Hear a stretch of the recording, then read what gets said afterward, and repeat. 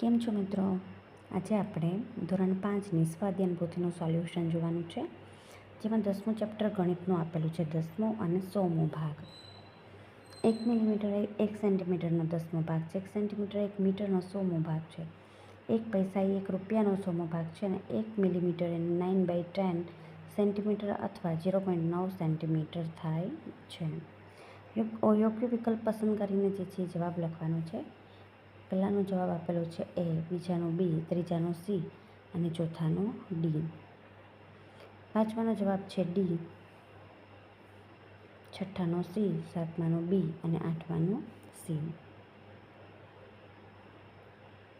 ત્યાર પછી નવમાનો જવાબ આપેલો છે બી અને 10માનો જવાબ છે સી. ત્યાર પછી મિત્રો ખરા છે કે ખોટા તે લખવાનું છે. પહેલું છે સાચું, બીજું છે ખોટું, ત્રીજું છે સાચું, ચોથું છે સાચું, પાંચમું સાચું, છઠ્ઠું સાચું, સાતમું પણ સાચું, આઠમું જે આપેલું છે 2.3 સેન્ટીમીટર બરાબર 23 મીમી સાચું, નવમું આપેલું છે ખોટું અને 10મું આપેલું છે સાચું. ત્યાર પછી મિત્રો આપણે જોડકા જોઈ લઈએ. પેલું છે તે સી સાથે જોડવાનું છે, પેલું છે સી સાથે જોડવાનું છે, બીજું જે છે ઈ સાથે જોડવાનું છે, ત્રીજું જે છે બી સાથે જોડવાનું છે, ચોથું છે એ સાથે જોડવાનું છે અને પાંચમું ડી સાથે જોડવાનું રહેશે. સ્ટેશનરીની એક દુકાનની વસ્તુના ભાવ આપેલા છે, એના પરથી નીચેના દાખલા ગણવાના છે. 3 બોલપેનની કિંમત કેટલા રૂપિયા થાય? તો કે એક બોલપેનની કિંમત કેટલી છે? 8.25 રૂપિયા. તો 8.25 ગુણ્યા 3, જવાબ આવશે 24.75 રૂપિયા થાય. ત્યાર પછી મોહન જે છે 15 રૂપિયામાં કેટલી પેન્સિલ ખરીદી શકે અને કેટલા બાકી? એક પેન્સિલની કિંમત 3.5 રૂપિયા છે, 3.50 પૈસા બરાબર. તો 15 રૂપિયામાં કેટલી? 15 રૂપિયા એટલે કેટલા પૈસા થાય? 1500 પૈસા. 1 રૂપિયો એટલે 100 પૈસા. તો 1500 રૂપિયા એટલે 1500 પૈસા.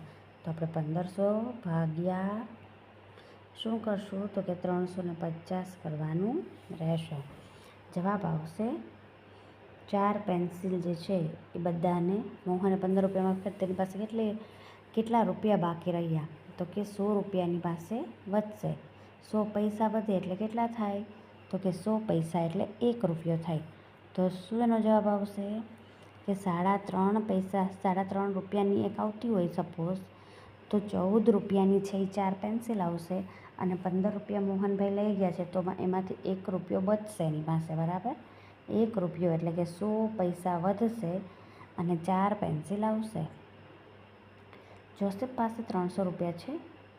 તે એક સ્કૂલ બેગ લે છે, બોક્સ, કંપાસ બોક્સ અને એક રબર ખરીદે છે. તો કેટલા બાકી રહે? લીધેલી વસ્તુ જે છે એનો સરવાળો કરવાનો છે અને 300માંથી બાદ કરતાં 33 રૂપિયા બાકી રહે. એવી જ રીતે અહીંયા પણ જે છે એ સરવાળાનો દાખલો આપેલો છે. બહુ ઇઝીલી તમે સરવાળા કરી શકો છો. જવાબ આવશે 30 રૂપિયા. માજીદ પાસે 1 રૂપિયાના 2 સિક્કા, 2 રૂપિયાના 1 સિક્કા અને 5 રૂપિયાનો 1 સિક્કો છે. પહેલાં તો બધાનો સરવાળો કરીએ એટલે 9 રૂપિયા થશે. એમાંથી એક પેન્સિલ ખરીદે છે, તો કેટલા રૂપિયા બાકી રહે? એક રબર ને એક પેન્સિલ એટલે 2.5 ને 3.5 એટલે 6 રૂપિયા વપરાઈ ગયા. 9માંથી 6 વાપરી નાખે એટલે 3 રૂપિયા બાકી રહે. એક નોટબુકની કિંમતમાં બોલપેન અને કેટલા રબર ખરીદી શકાય? તો કે એક નોટબુકની કિંમતમાં 15.25 રૂપિયાની નોટબુક છે, એટલાની કિંમતની અંદર એક બોલપેન અને 2 રબર ખરીદે તો 13.5 રૂપિયા વપરાઈ જાય. 13.25 એટલે જવાબ વધે એની પાસે 2.50 રૂપિયા, 2 રૂપિયા અને 50 પૈસા. ત્યાર પછી અહીંયા તમને વોન, દિરહામ, ડોલર, યુરો, યુઆન આપેલું છે. એના ઉપરથી તમારે જે છે એ વ્યવહારિક કોયડા ઉકેલ કરવાના છે. સમીરવાળો જે દાખલો છે કાકા જર્મનીમાં રમે છે, તેમાં 1 યુરો એટલે 93 રૂપિયા. તો 10 યુરો એટલે કેટલા થશે? તો કે 930 રૂપિયા થશે. હવે 930 રૂપિયામાંથી 675 રૂપિયાનો ખર્ચ કર્યો તો બાકી કેટલું રહે? 255 રૂપિયા બાકી રહે. નઝમાના કાકા યુએઈમાં કામ કરતા હતા, તો કે તેના કાકાને 1 દિરહામ બરાબર એટલે 17.79 રૂપિયા અને ગુણ્યા 100 કરીએ એટલે 17,790 રૂપિયા મળે. જતીનના મામાને મળતા રૂપિયા $1 એટલે $82.50 અને $500 મળે એટલે 41,250 થાય. અહીંયા મિત્રો જે છે એ બંનેની કરવાની છે બાદબાકી.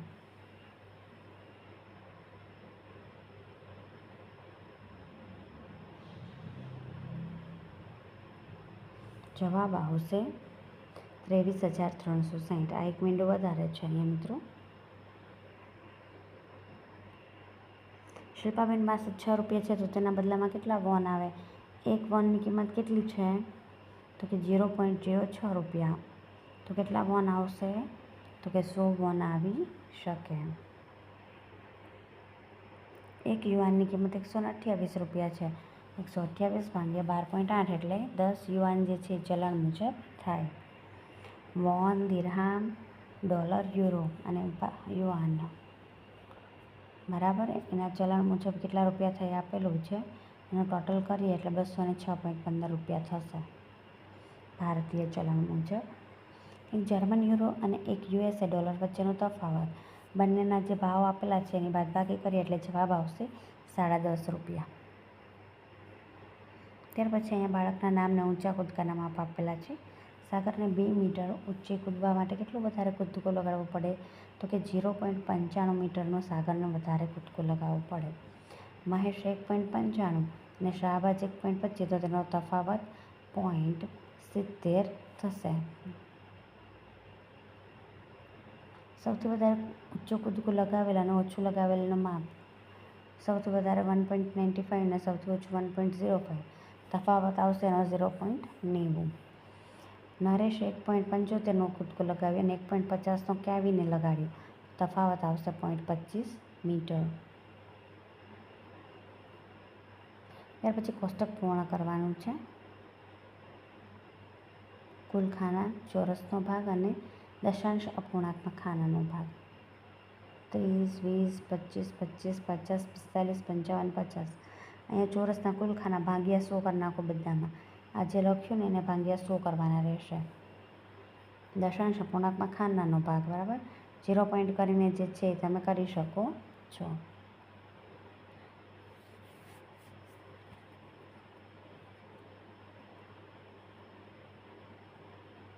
તમે કઈ શાળામાં ભણો છો અને તમારું નામ શું છે તેની મને કમેન્ટ કરજો મિત્રો. ત્યાર પછી વિવિધ શહેરના નોંધાયેલા તાપમાન છે એના ઉપરથી નીચેના આપેલા કોયડાનો ઉકેલ કરવાનો છે. શ્રીનગરમાં સવારે 3 વાગે અને બપોરે 3 વાગે તફાવત જોઈએ 7.6 આવશે. એવી જ રીતે કલકત્તા શહેર અને ભોપાલ શહેરમાં સવારે 3 વાગે નોંધાયેલ તાપમાનનો તફાવત આવશે 3.9.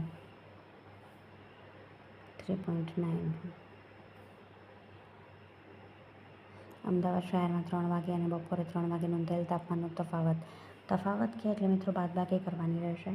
બંનેનું બાદબાકી કરીએ એટલે જવાબ આવશે 19.3નો તફાવત રહે છે. સવારે 3 વાગે નોંધાયેલ સૌથી વધારે તાપમાન અને સૌથી ઓછા તાપમાન વચ્ચેનો તફાવત 20.6 થશે. તફાવત કીધું છે એટલે બાદબાકી જ આવશે મિત્રો. ત્યાર પછી બપોરે 3 વાગે નોંધાયેલ તાપમાન અને સૌથી ઓછા તાપમાનનો તફાવત છે 36.9 ઓછા 10.9 કરી એટલે જવાબ આવશે 26.2 તફાવત મળશે. ત્યાર પછી સૌથી છેલ્લે આપેલું છે પ્રવૃત્તિ. માપ લખવાના છે. Rubber, ball pen, pencil, compass box અને મોબાઈલની લંબાઈ 4 સેન્ટીમીટર 5 મીમી અને અહીંયા તમારે લંબાઈ સેમીમાં લખવાની છે તો કે 4.5 સેમી. 14 સેમી 8 મીમી 14.8. 17 સેમી અને 5 મીમી એટલે કે 17.5. 16 સેન્ટીમીટર અને 00 મીમી. આ 0 છે મિત્રો, બંને 0 બરાબર. 00 મીમી એટલે 16 સેમી. 15 સેમી અને 2 મીમી એટલે 15.2 સેન્ટીમીટર. મિત્રો અહીંયા સોલ્યુશન પૂર્ણ થાય છે. હવે ફરી મળીશું નવા વિડીયોમાં. ચેનલને લાઇક, શેર અને સબસ્ક્રાઈબ કરવાનું ભૂલશો નહીં. Thank you friends.